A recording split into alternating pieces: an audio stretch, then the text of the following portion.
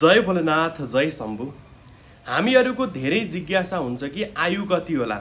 धेरै त आजकल अब रोग ऋण र शत्रुहरूको कारणले गर्दा यतिसम्म आक्रान्त र थकित हुनुहुन्छ कि मृत्यु जतिखेर आए पनि प्रभु स्वीकार गर्छु भन्ने अवस्थामा नै हुनुहुन्छ।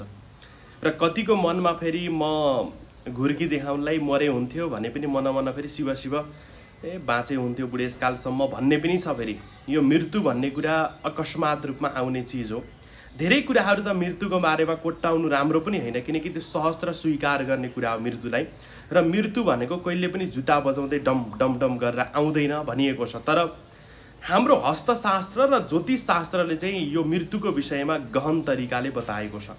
र म हजुरलाई सकेसम्म आज यो भिडियोमा हजुरले स्वयं आफै आफ्नो आयुको बारेमा जान्नुहोस् भन्ने कुराको लागि यो भिडियो मैले बनाएको छु। अब अन्य कुराहरू जान्न चाहनुहुन्छ, धेरै कुराहरू जान्न चाहनुहुन्छ भने त यहाँनिर मैले व्हाट्सएप र भाइबरको नम्बर राखिदिएको छु। व्हाट्सएप र भाइबरमा जोडिएर हजुरले अवश्य पनि मलाई म्यासेज गर्न सक्नुहुन्छ चिना कुण्डली विश्लेषणको लागि। तर यो भिडियो भने हजुरका लागि एकदमै राम्रो हुनेछ, हजुरले पनि ध्यान दिनुहोला। हामीहरू पहिला सुरुमा चाहिँ यहाँनिर एउटा राम्रो कुरामा जान्छौँ। हजुरको नाडी छ नि, जुन स्थानमा नाडी छ त्यो नाडीमा हजुरले हेर्न सक्नुहुन्छ हजुरको आयु कति छ भनेर। यो नाडी हो, दाहिने हातमा जानुस्। यसलाई भनिन्छ मणिबन्ध रेखा है त। यो भनेको मणिबन्ध रेखाहरू हुन्। हजुरले यहाँनिर ट्याक्कै हेर्नुभयो भने यहाँनिर रेखा हुन्छन् क्या हैन। यी रेखाहरू कहिलेकाहीँ परिवर्तन पनि हुन सकेका हुन्छन्। जस्तै बिरामी परेको बेलामा अनेक कुरामा परिवर्तन पनि हुन्छन्। त्यो बेलामा चाहिँ हजुरले नहेर्नु होला यो मणिबन्ध रेखाले। हजुर स्वस्थ हुनुहुन्छ भने त्यो समयमा एकपटक यो मणिबन्ध रेखालाई हेर्नु होला। अब यो मणिबन्ध रेखाहरू कतिको एउटा हुन्छ सर्लक्क परेको, कतिका दुईटा हुन्छन्, कतिका तीनटा हुन्छन्, कतिका त यहाँसम्म हुन्छन् है, यहाँसम्म पनि हुन्छन्। कतिको तीनवटा राम्रा हुन्छ, एउटा आधा आधा स्पष्ट देखिन्छ, कतिको एकदमै अस्पष्ट देखिन्छ। मेरो भनौँ भने तीनवटा रहेछन् हैन, तीनवटा रहेछन् हैन, स्पष्टै छन्, राम्रै छन्। अब के हुन्छ त यो मणिबन्ध रेखाको बाट भनेर हजुरले हेर्न सक्नुहुन्छ। यहाँनिर यो रेखाहरू प्रकट रूपमा हजुरले आफ्नो हातमा चाहिँ हेर्नु होला। डराउनु चाहिँ पर्दैन है। हजुरको त्यस्तो केही डर भयो भने व्हाट्सएप भाइबरको नम्बर छ, म्यासेज गर्नु होला। त्यसमा गाह्रो कुरा छैन, म हजुरलाई अझ धेरै मार्गदर्शन गरौँला। अब यो समुद्र शास्त्र अनुसार एक मणिबन्ध रेखा भयो भने जसको यो नाडीमा एउटा मात्रै मणिबन्ध रेखा छ। मैले भने कहिलेकाहीँ यो मणिबन्ध रेखाहरू परिवर्तन हुन्छ, बिरामी भएको बेला त्यो बेलामा नहेर्नु। स्वस्थ रहेको बेलामा एउटा मात्रै मणिबन्ध रेखा।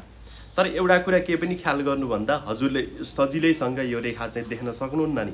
एउटा सबैको देखिन्छ, दुई तीनवटाहरू फेरि अलि सानो सानो हुन्छ, यहाँनिर अलि एकदमै कम क्वालिटीको देखिन्छ है। भित्र चाहिँ यहाँ हुनसक्छ कतिको बाहिर नदेखिएर हामीले ज्योतिष हेर्दाखेरिमा अथवा हस्तरेखा हेर्दाखेरिमा त्यो लगाएर सिसा लगाएर चाहिँ हामीले हेर्ने गर्छौँ प्रकट रूपमा देख्नका लागि हैन। त्यो चाहिँ हजुरले प्रयोग चाहिँ गर्नुपर्छ। आफ्नो आँखाले देखिएन भनेर म त अब त छिटो यो मर्ने रहेछु भन्ने कुरा चाहिँ हुँदैन। विज्ञ ज्योतिषलाई चाहिँ देखाउनुपर्छ। तर प्रायका चाहिँ आफै नै देखिन्छन् है। फेरि यो चाहिँ प्राय हो। जुन व्यक्तिको एउटा मात्रै मणिबन्ध रेखा हुन्छ त्यसको 25 वर्षको आयु हुन्छ भनिएको छ। करिब 25 वर्षसम्मको आयु हुन्छ।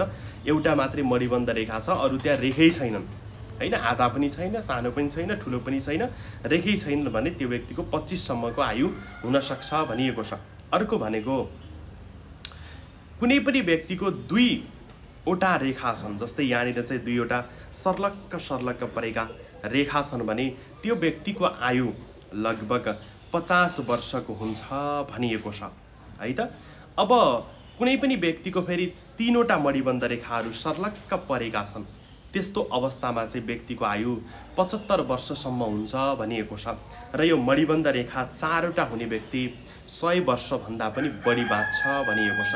र मणिबन्ध रेखालाई हामीले यसरी हिसाब गर्न पनि सकिन्छ। एउटा सर्लक्क परेको 25, अर्को सर्लक्क परेको 25, अर्को आधा छ भने अलि कम भयो, 65-66 सम्मको भयो भनेर पनि त्यसरी आकलनको आधारमा आफ्नो आयुलाई आफैले जान्न सकिन्छ।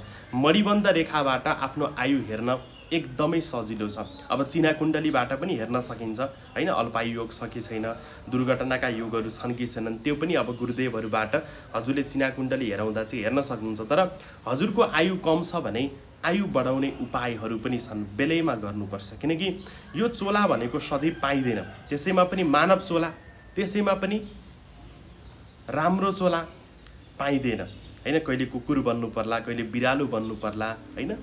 अब अनेक अनेक योनिमा भटक्नु भन्दा मानव चोला एउटा राम्रो चोला हो।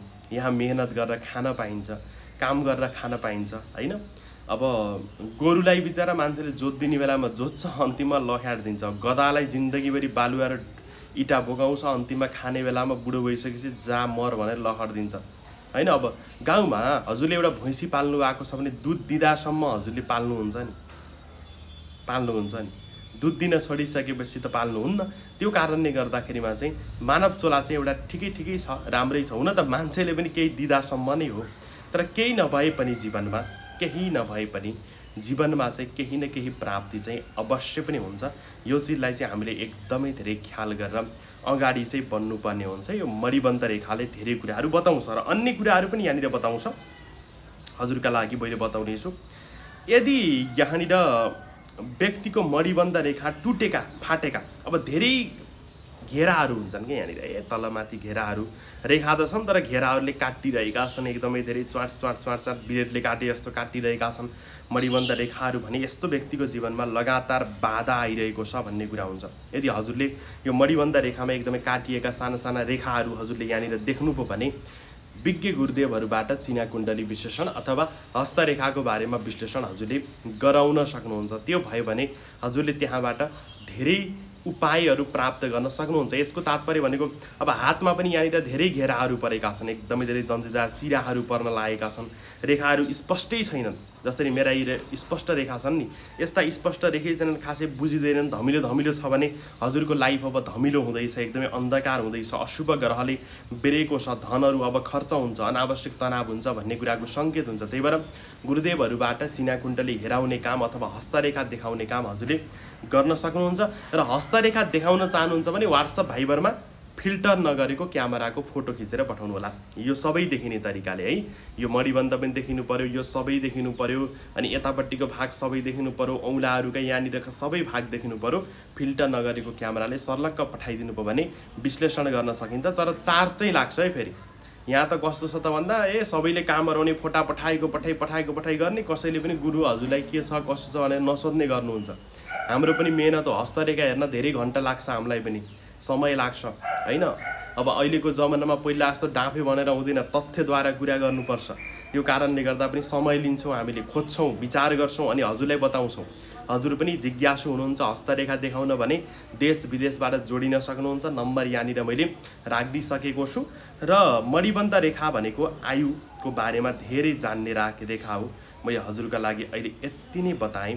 मणिबन्ध रेखा एकदमै स्पष्ट देखिनुपर्छ। जसको स्पष्ट मणिबन्ध रेखा छ त्यो व्यक्ति भाग्यमानी हुन्छ, चाहे एउटा होस्, चाहे दुईटा होस्, चाहे तीनटा होस्, जति बाँच्छ नि त्यो व्यक्तिले राम्रो तरिकाले बाँच्ने हुन्छ। तर मणिबन्ध रेखामा धेरै आपसमा चाहिँ रेखाहरू बाँधिएका छन् भने त्यस्ता व्यक्तिहरूको दुर्घटना हुने, अङ्गभङ्ग पनि हुन सक्ने सम्भावना हुन सक्छ। त्यही भएर सावधानीपूर्वक अगाडि बढ्नुहोला र एकपटक अध्ययन अवश्य पनि गर्नुहोला। हजुरका कतिवटा मणिबन्ध रेखा छन् मलाई कमेन्ट गर्नुहोला भन्दै म बिदा हुन्छु। जय भोलेनाथ, जय